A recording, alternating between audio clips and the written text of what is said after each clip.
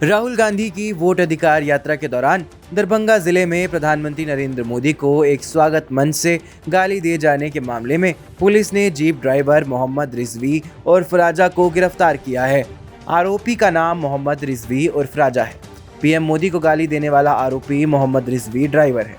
वह पिकअप चलाने का काम करता है। वह किसी राजनीतिक दल से जुड़ा है या नहीं, इसकी अभी पुष्टि नहीं हो पाई है। फिलहाल उसे दरभंगा के सिमरी थाने में रखकर पूछताछ की जा रही है। रिजवी ने कांग्रेस नेता राहुल गांधी की वोटर अधिकार यात्रा के दौरान बनाए गए एक स्वागत मंच से पीएम मोदी की मां के बारे में अपशब्द कहे हैं। सार्वजनिक रूप से गाली देने का वीडियो सोशल मीडिया पर वायरल हुआ है। इसके बाद एफआईआर दर्ज की गई। यह मंच कांग्रेस नेता मोहम्मद नौशाद की ओर से तैयार किया गया था, जिन्होंने एक दिन पहले ही माफी भी मांगी। इसके बाद भारतीय जनता पार्टी के नेताओं ने महागठबंधन के खिलाफ मोर्चा खोल दिया। केंद्रीय गृह मंत्री अमित शाह से लेकर डिप्टी सीएम सम्राट चौधरी और मोदी एवं नीतीश सरकार के मंत्रियों तक सभी ने राहुल गांधी एवं तेजस्वी यादव से माफी की मांग की है। कांग्रेस के नेता राहुल गांधी ने जिस प्रकार से घृणा और तिरस्कार की नकारात्मक राजनीति की शुरुआत की है, उसका निम्न स्तर का एक प्रदर्शन उनकी घुसपैठिया बचाओ यात्रा में देखने को मिला। एक घुसपैठिया बचाओ यात्रा जो उन्होंने बिहार में निकाली है, उसमें राहुल गांधी के स्वागत के मंच पर से नरेंद्र मोदी जी की स्वर्गीय माता जी के लिए अपशब्द बोलकर सबसे घृणित काम कांग्रेस के नेताओं ने किया है। मैं आज इस मंच से राहुल जी ने जिस प्रकार से घृणा की स्तर बगर की राजनीति की शुरुआत की है, उसकी और प्रधानमंत्री नरेंद्र मोदी जी की स्वर्गीय माता जी के लिए जो अपशब्द कहे गए, उसकी मैं हृदय से निंदा करता हूं। और मैं पूरे देश की जनता को भी कहना चाहता हूं कि जिस प्रकार की राजनीति, मुद्दा विहीन विरोध की राजनीति, नकारात्मक राजनीति, घृणा की राजनीति श्री राहुल गांधी ने शुरू की है, वो हमारे सार्वजनिक जीवन को ऊंचाई नहीं देगी, गर्त में ले जाएगी।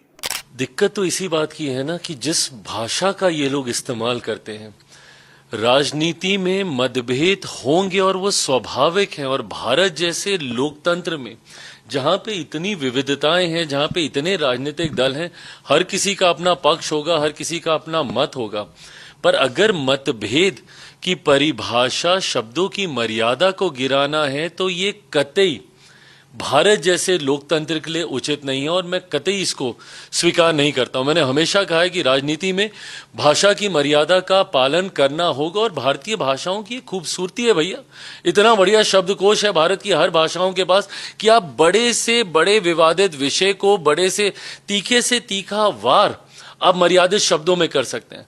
पर इस तरीके से गाली गलौज करना, वो भी देश के प्रधानमंत्री के लिए, ये कतई कोई स्वीकार नहीं कर सकता है। भाई मेरे प्रधानमंत्री हैं वो, हमारे देश के प्रधानमंत्री हैं वो। अगर आपको उनके किसी विषय को लेकर ऐतराज भी है तो आप अपने पक्ष को रखिए ना, पर मर्यादित होकर उस पक्ष को रखिए।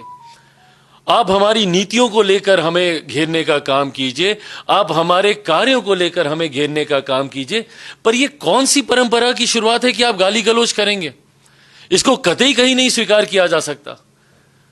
और कांग्रेस जैसी पार्टी जो कि देश की सबसे पुरानी पार्टियों में से एक है, कांग्रेस जैसी पार्टियों के रहते हुए इस तरीके की भाषा का इस्तेमाल किया जा रहा है। और किस तरीके का गाली गलौज, मतलब ये गली में नुक्कड़ के गुंडे ऐसी भाषा का इस्तेमाल नहीं करते। और ये वही चलन है, ये वही परंपरा है राष्ट्रीय जनता दल जैसी पार्टियों की, जिसकी वजह से 90 के दशक से बिहार जो हमारा बदनाम हुआ है, आज तक हम लोग अपने उस खोए हुए गौरव स्वाभिमान की हम लोग लड़ाई लड़ रहे हैं। देखिए, मंच से टिप्पणी की गई है और विरोधी दल के नेता श्री राहुल गांधी जी के मंच से टिप्पणी की गई। अब राहुल गांधी जी इस देश में कौन सी अव्यवस्था लाना चाहते हैं? मुझको आश्चर्य लगता है। देश के प्रधानमंत्री के बारे में आप अपमानजनक शब्दों का इस्तेमाल करिए, गाली गलौज की भाषा का इस्तेमाल करिए। ये लोकतंत्र है क्या? यही लोकतंत्र आप चलाना चाहते हैं? वैसे हम लोगों का कोई ये नहीं है। कांग्रेस पार्टी लोकतंत्र को समाप्त करने वाली पार्टी रही है। हम लोग भुक्तभोगी रहे हैं। 1974 के आंदोलन में भी हम लोगों ने देखा और 1975 का आपातकाल भी देखा हम लोगों ने,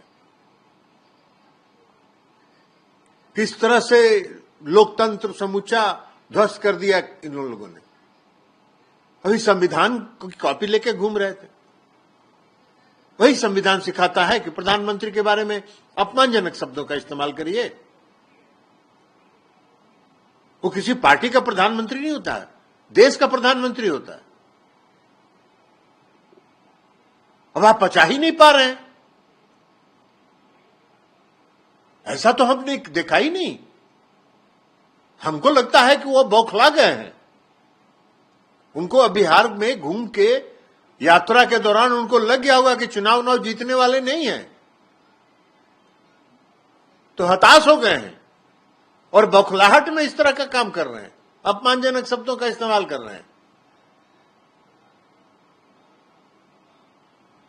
उनको पता नहीं है कि बिहार की धरती इस तरह की भाषा को बर्दाश्त नहीं करता है।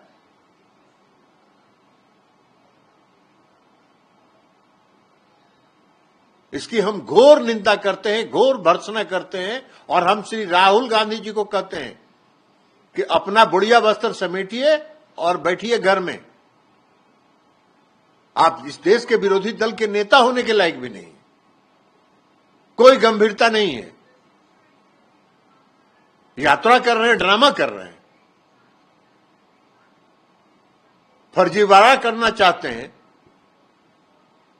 जो घुसपैठिए हैं उनको वोटर बनवाना चाहते हैं और उसके लिए यात्रा का नाटक कर रहे हैं। गौरतलब है कि देश के प्रधानमंत्री की मां के लिए कहे गए अपशब्द किसी भी सभ्य समाज में स्वीकार्य नहीं है।